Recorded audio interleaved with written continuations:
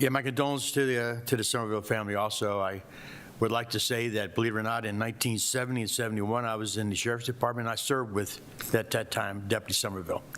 And he's a fine man, and he did a great job in law enforcement, and I'm sorry I couldn't attend. I had other commitments that day, and I regret that. Going on to what Commissioner Morgan has just explained, a lot of these things we don't know yet exactly what it's going to cost us in the end here. For example, just to put in another voting center for early voting is about $190,000. Now, nobody thinks about it. They think, okay, well, we need this for people to show up for voting. Okay, fine. But you got to understand that's a cost that the county, we pay for. You and the taxpayers pay for these things. It's not something that comes out of a special fund somewhere and it's passed down from the state. The state passes laws, but unfortunately we call them unfunded mandates, and you and I pay for it. So that has to be all of a sudden incorporated into our total budget at the end of this budget session. We got to look at this and say, are we going to have enough money next year to pay for this one or maybe two additional centers? It costs $190,000 per center. So that's something we got to think about. And we're not sure about all the law enforcement costs that's going to come down from this 670 bill. There could be costs involved in that the county's going to have to pay for. And that's just the way it is. And we're hit pretty hard right now with a lot of new FTEs coming out. We expanded our correctional center. More people there. We're getting ready to, we've already started clearing a lot for our animal control center. That's going to be more budgeted personnel we have to pay for.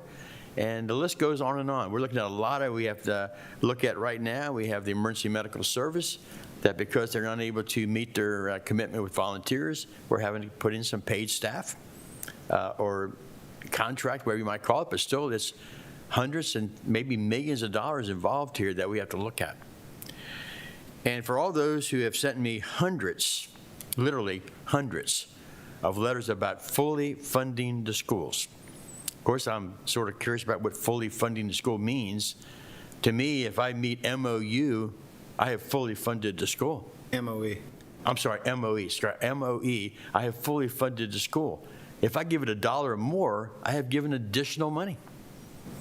And that's the way that the law reads on that. So, but I can tell you that the last 6 years that I've been here, we have not only done MOE, we have funded millions of dollars, millions more every year to fund our schools. Because I believe in education is one of the primary things we've got to do in St. Mary's County.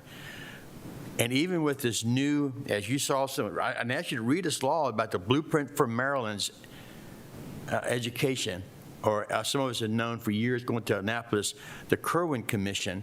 St. Mary's County is one of the few small handful of counties that is meeting this blueprint for Maryland, or the Kirwan Commission as we well know it. So you need to look at that and understand that we have already kept in step and pretty much have funded and meeting the blueprint. So I want you to understand, for all those of you getting this form letter you've been sending to me, to understand what you're, I don't know who's put you up to the form letter. I'm not going to really point fingers at anybody, but there are certain things that you have to look at, not just the school funding. We have all the other departments in our county that we have to fund.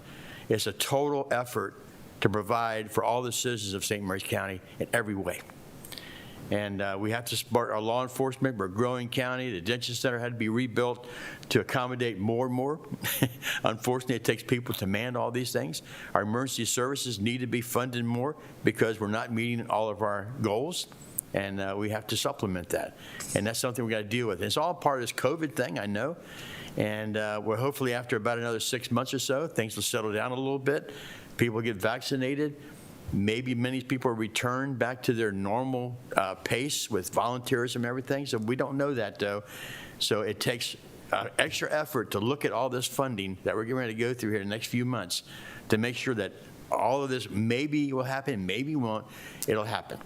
And a lot of this great CARES grant you just heard about, the funding and everything is great that we had all this extra money, or I should say money coming in, and we rebuilt some of our structure here.